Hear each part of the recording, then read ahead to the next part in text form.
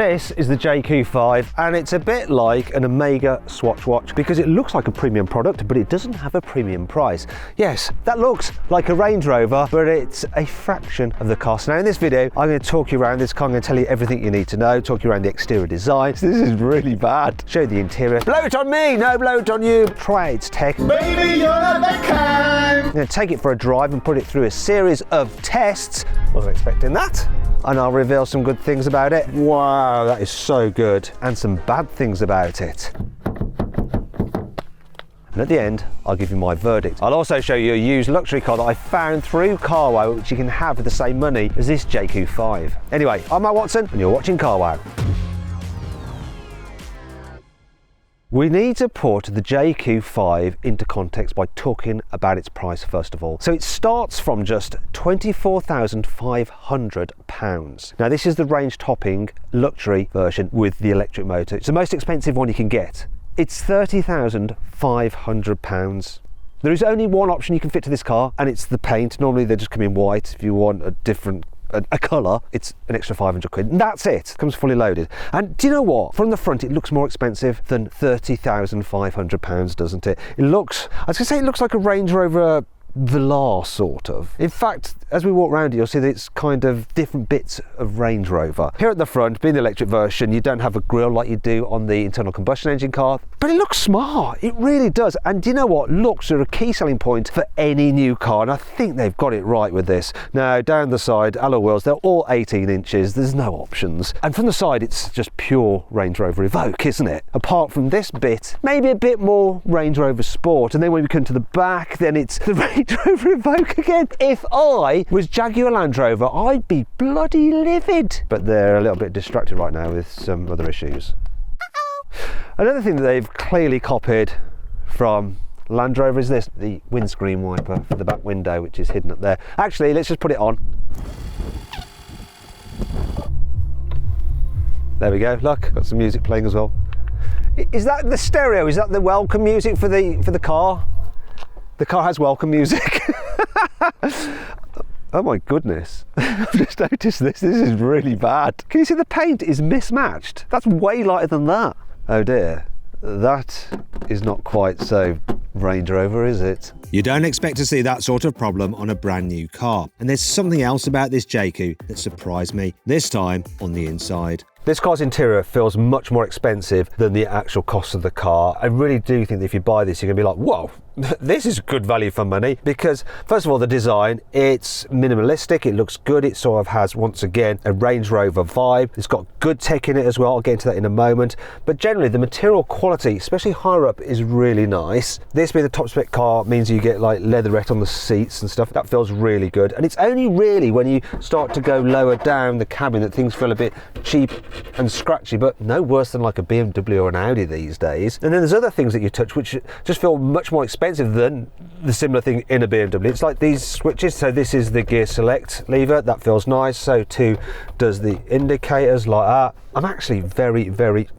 impressed. So let's talk about the tech, because the Chinese do good tech. Now yes, I know that there's no physical buttons for the climate control, but the menu is quite easy to access and to operate. You can also use voice commands as well. The actual car menus themselves, very easy to go through. They're nicely laid out. You've got some quick controls there. You can look at all your charging stuff. You've got your vehicle settings, and there's so many different things that you can actually set and like configure on this car. It's really, really quite good. And then you've got all your driver assistance, so you can go into things such as like your speed limit assist, so you turn all that stuff off if it annoys you. You need to do this before you drive, like lane departure warning, you want to be turning that off before you're driving. So it's all in one simple menu. And then you find out that, look, I've got stuff like door opening warning, I've got blind spot detection, I've got rear collision warning, all included in this car. This being the range topper, you also get ambient lighting, and there's all these different colours to choose from. I mean, there is just so much. And the infotainment system, it's bright, it's zippy. If we go into the satellite navigation on it, nav, I mean, don't let me down by being slow to load. What are you doing? What is this because it's an early car?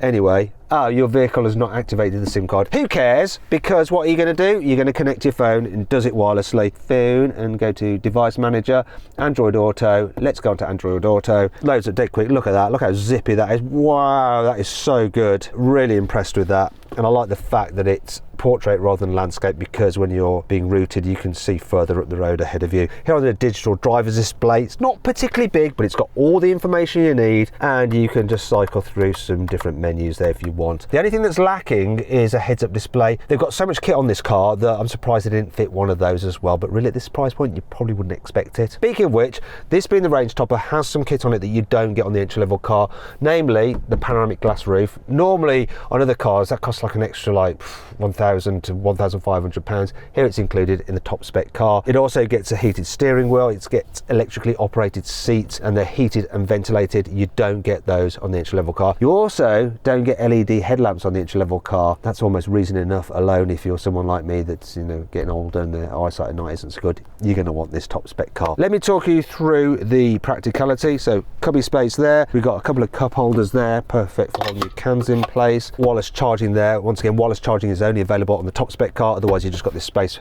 for storing your mobile phone. Down here there's some more storage, and there's some more storage there, and we've got USB and USB-C there, and a 12 volt, so pretty much every connection you could ever want.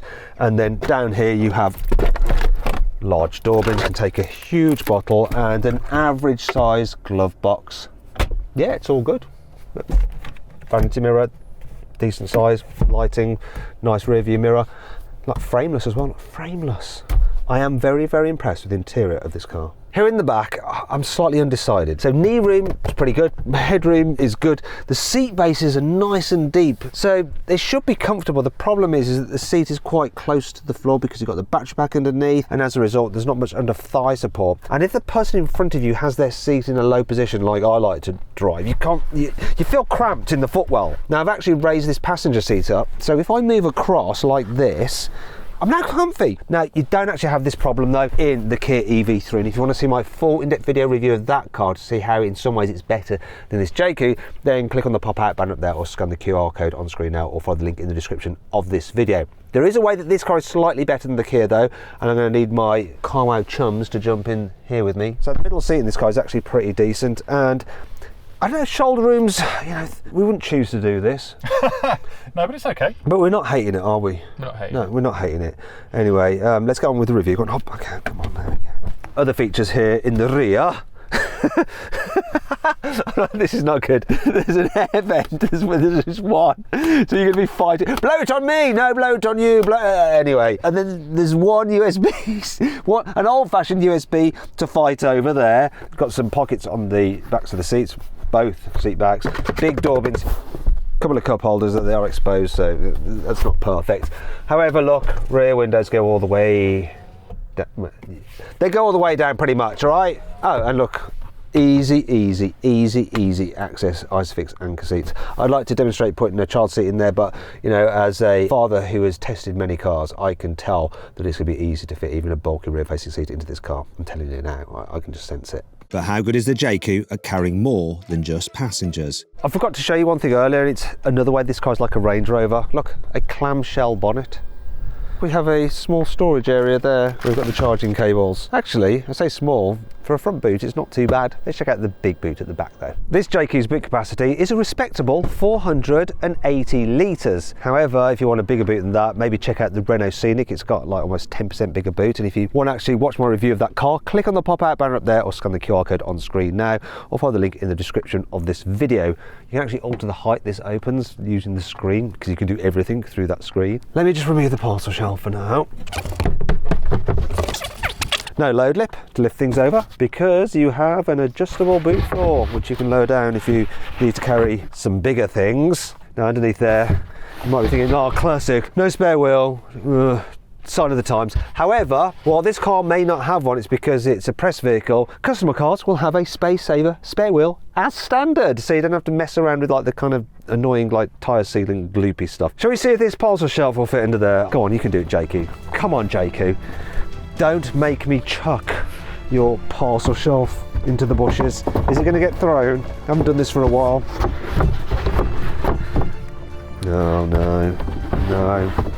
No. Nick, do you want to just double check here? But I'm pretty sure.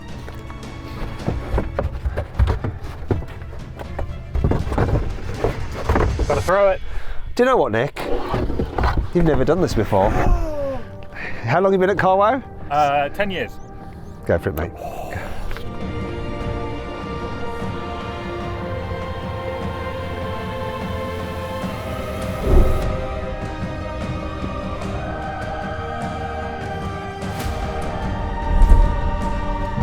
That was beautiful. I've taught you well. Anyway, let's go with the review. Let's roll down the rear seats. So you have to lean in to do it. Up.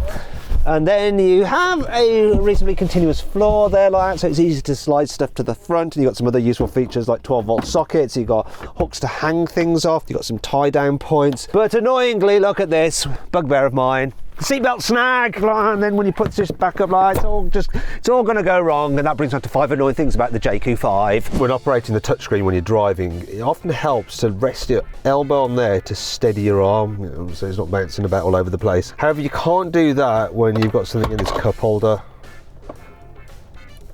Yeah, that doesn't work. You know, sometimes you just need to like manoeuvre your car quickly on the drive to maybe let someone out or whatever. Actually, wait, Matt. Can we just can we get the car back a little bit, please? Actually, this will illustrate the point. So you just jump into your car, right? You want to be quick. You're not going to put your seatbelt on, are you? You're going to move like a few meters. Well, with this car, if you don't put your seatbelt on, it won't release the parking brake. So this happens.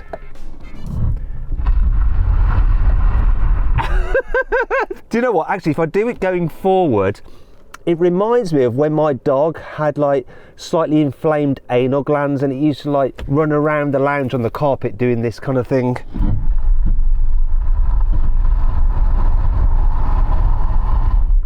See what I mean? The shiny plastic on the steering wheel is really annoying when you're driving past trees. You get this flickering effect and it's just slightly mesmerising. It's like that scene in the Jungle Book with the blooming snake, isn't it? Most cars are fitted with little air vents behind the bumper which have like these little plastic flaps over them, and when you shut the door it allows the air to vent through those plastic flaps. They just flip up like that and release the air pressure. Here's some working on an old BMW 3 Series that we smashed up. Now you get the idea. Now I'm not entirely sure whether this car is fitted with those vents because when you open and shut the door the boot moves. Watch this. So shut the door. It shouldn't do that. Now I'm used to the odd blank switches in cars, such as the ones that you have down here. They're not too much of a problem. I don't get this one though. So it's for the sunroof, right? That's for opening the blind. And then you think, oh, well, that was for opening the roof itself once the blind's gone back, but then it doesn't have an open facility. So why do you have that button there? And then that's doubly annoying if you're obviously in a right-hand drive car because you might just reach up and go, oh no, it's there, I have to press it. Why not just make the whole switch that length? What's going on? However, it's not all bad. Here are 5 cool things about the Jaecoo 5. There really is no need to connect your phone to the car via a cable because not only have you got Apple CarPlay and Android Auto as wireless, you have 50-watt wireless charging with a cooler for your phone. Put it down and let it do its thing. Look, fast wireless charging. Fast. Not only does this car have a pet mode, so you select that if you're going to leave your pet in the car and you can set the temperature. It also has a special cabin filter which when you leave that on it recirculates the air and it removes pet hair from the air. The driver monitoring system in most Chinese cars is a little bit too strict. You know, you just take your eyes off the road for a split second, maybe looking at the infotainment system, and it's like, bah, bah, bah, warning, warning. Now, I found out that the reason it's so strict is that they design it for the Malaysian market, which is like the strictest regulation, so they design it to meet those standards. However, for this new Jaecoo 5, Jaecoo have like made it more European friendly, and apparently it won't trigger so much. But let's find out if that's true or not. You know what I mean, like checking my mirrors and checking what's going on the screen, having a look over there, maybe talking to camera and stuff like that. The attention assist would have kicked off. But look, nothing. Brilliant. And it is turned on. I promise you, look. Look, I can even find it on here. There, it's slid me off now. Finally, because I was looking at the screen for so long, it was like, come on, enough's enough, you idiots. Look at the road. You can change the volume of all the beeps and bongs and alarm tones in this car, including the indicator. So put that on. Is that loud enough for you? If not, get this, alarm tone, move it up. Or, if you just want it silent, have it silent.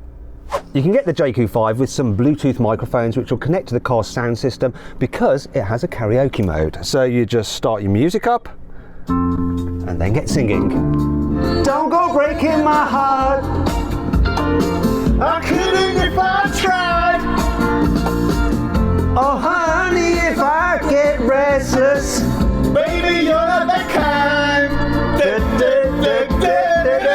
That is quite enough silly singing. Let's get back to something a bit more serious. You can get the Jaecoo 5 with either a 1.6 litre turbocharged petrol engine with a 7-speed automatic gearbox. That car has 147 horsepower. So this is the electric version. It has a 61 kilowatt hour battery. It's good for a range apparently of 248 miles, but we'll find out the reality a little later on. And it has 204 horsepower. That's supposed to do 0 to 60 in 7.7 seconds. But what is the reality?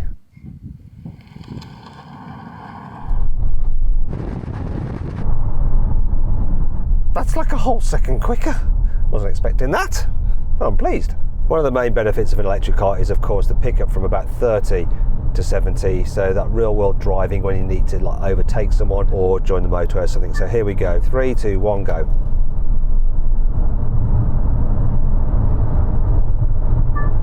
There we go, that's pretty quick. You don't need to go any faster. Considering the real world performance, this car's price seems like even more of a bargain, though it does, depending on how you decide to pay for it. You see, on lease, it's not quite the steal as some of its competitors. I went through the latest leasing deals on carwow, and a 2-year lease for a top specification Jaecoo 5 in the luxury trim starts from £336 per month, but for around £70 less each month, you could get a fully kitted out Skoda Elroq Sportline with a similar battery capacity. And in my book, the Skoda is the better car. However, the lease prices on the Jaecoo could fall further, so make sure you go to carwow to check out the latest lease deals because these prices change all the time. You see, while this thing may look like a Range Rover, if you want a genuine Range Rover, you're going to have to go used. And I found this used Range Rover Evoque from 2021 with 30,000 miles on the clock on carwow for this much money. Sorry, I've got a cold. Now, if you're buying a used car, right, you should always do a car history check, and I recommend Car Vertical. So obviously the Range Rover that was on carwow, completely clean. Great. However, we found this other Range Rover, not on carwow, I hasten to add, and it's got a bit of a dodgy history. You see, somebody has wound the mileage back. Yeah, it's like 40,000 miles it's been wound back, and you wouldn't know unless you did this Car Vertical history check on the car, and you'd definitely be walking away from that car, wouldn't you? So, if you're thinking about buying a used car, get a Car Vertical history check on it, and use the code CARWOW for 20% off. And if you want to do that right now and check a car with the code applied, just click on the pop-out banner appearing in the top right-hand corner of the screen, or scan the QR code, or follow the link in the description of this video. Thank me later. Now, one of the clear advantages of buying new rather than used is that the car has brand new brakes and brand new tyres. Speaking of which, the tyres on this car are actually pretty decent, so they're Continental, so not a budget tyre. But how well do they perform when it comes to braking? Let's find out by doing a brake test from 60 miles an hour. Now, a lot of people have a hangover from about 20 years ago about Chinese cars not being safe, so don't let yourself down, Jaecoo. I gave it all that I could, 33 metres. It makes me want to go, and I shouldn't do, because I'm middle-aged. Really good.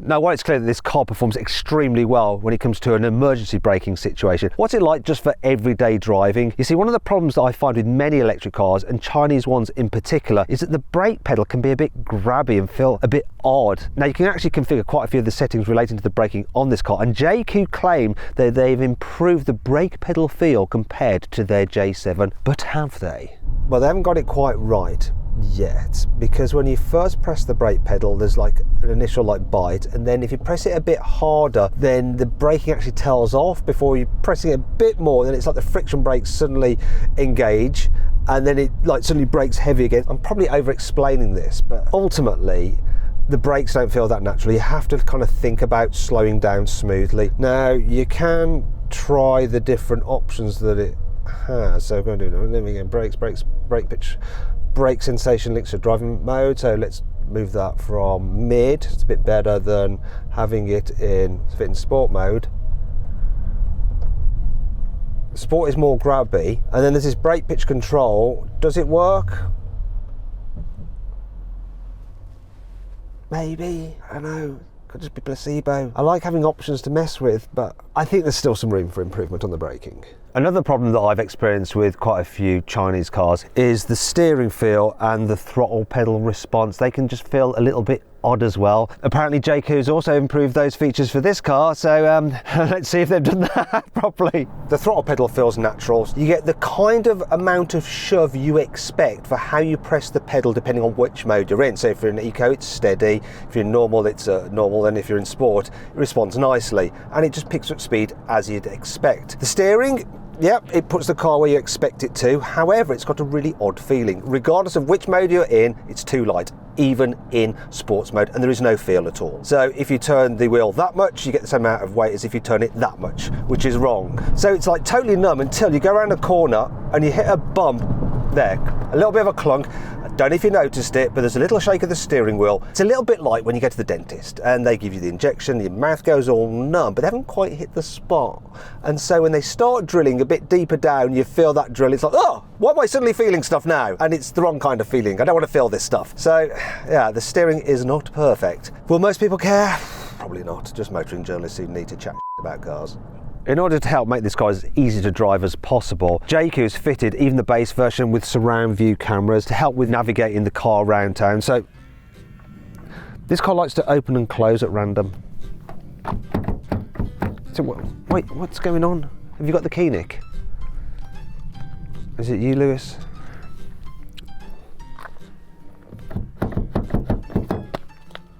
Makes no sense. Okay, anyway. Right, here's me driving it in town for a bit.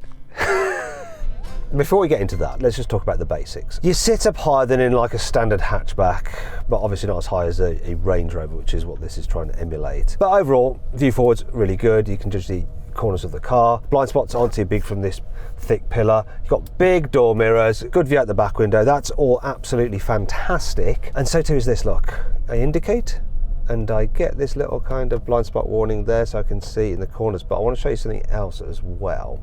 This car feels quite manoeuvrable. Now I can just press that and I get full surround view. In fact, I'm going to change that to that mode. No, not the side. I don't want the side. What are we doing, Watson? We've cocked this up, haven't we? We've cocked this up. Oh no, that's perfect. I'll be amazed if I can make it round here because of where that blooming Range Rover. Oh look, snap, they look the same as parked, but this is just ruining my demonstration. Generally, the turning circle is pretty blooming good. Let's get it elsewhere. I'm going to flummox this lady. Watch this. I'm going to completely like mess with her head. She's like, what's he doing? What's he going to do? Look, see? Look, I'll just drive round you, my dear. Look, here we go. Look, see? Oh no, I don't. I want to hit that. Will I make it round? Look, that says I will. Let's go to that. No, don't want to get me fake. Wait. See, that's helpful.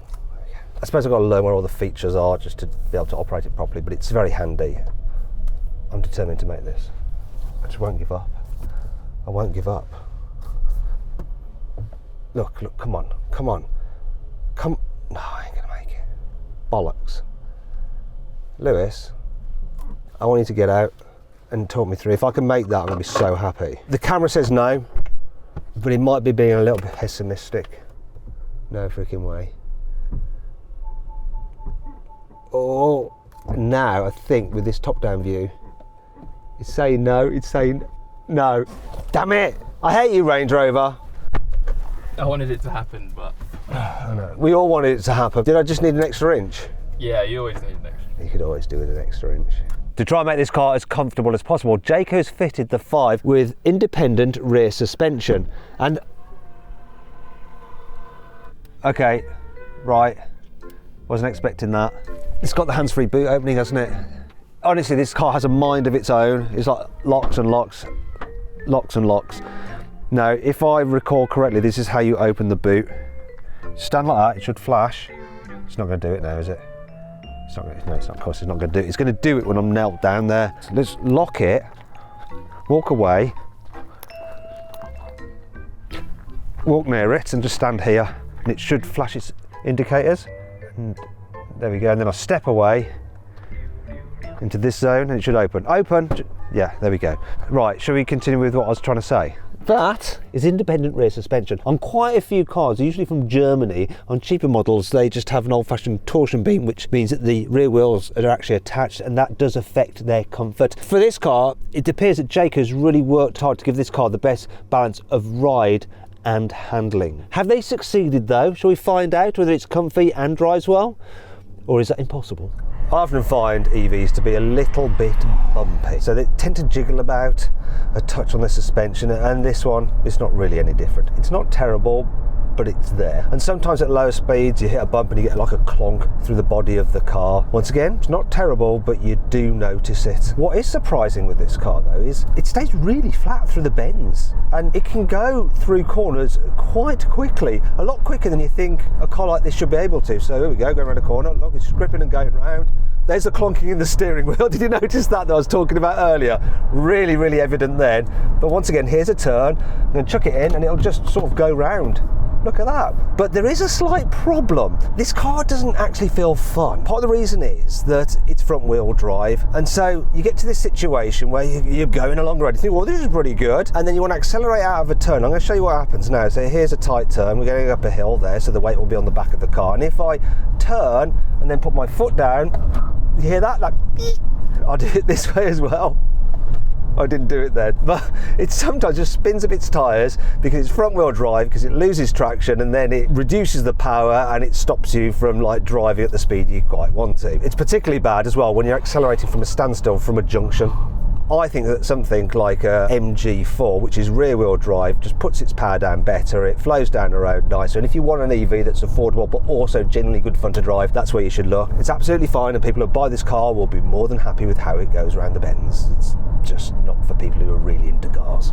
What you don't get on an MG4 though is insulated glass, which is designed to reduce noise entering the cabin. So, has it worked? Does it make this car nice and quiet to drive? I'll tell you what, it does work because there's hardly any wind noise at all. However, that's allowing me to focus on the other noise, which is road noise. Seems to be quite a lot of it, just like echoing in the car. It's not terrible. I could still, happily drive long distances in this car, well, as long as it'll allow me to, because obviously it's an electric car, there's only a finite amount of range, and it's supposed to do 248 miles on a full charge this car. I'm averaging 3.5 miles per kilowatt hour, so that equates to, when I multiply it out by the battery of 61 kilowatt hours, 214 miles on a full charge. Now, I have been giving it a little bit of welly, and I reckon if you're really careful, you could probably eke out about 230 or maybe a bit more. So the range is okay. The rest of the car, just for cruising about, seats are reasonably comfortable, although the seat base does feel a little bit on the firm side, so you're probably going to want to do a few stops on longer journeys just to like take the pressure off your buttocks. But then of course you can just top up with charge, right? It all kind of works out. Now, if you want to find out what is my favourite version of the Jaecoo 5, petrol, electric and which trim level, then I've actually configured my ideal car. If you want to find out what it is, click on the pop-out banner appearing in the top right hand corner of the screen, or scan the QR code on screen now. There's also a link in the description of this video. Anyway, that brings me on to my final verdict on this car. Should you avoid it? Should you consider it? Should you shortlist it? Or should you just go right ahead and buy it? Well, I reckon you should shortlist the Jaecoo 5.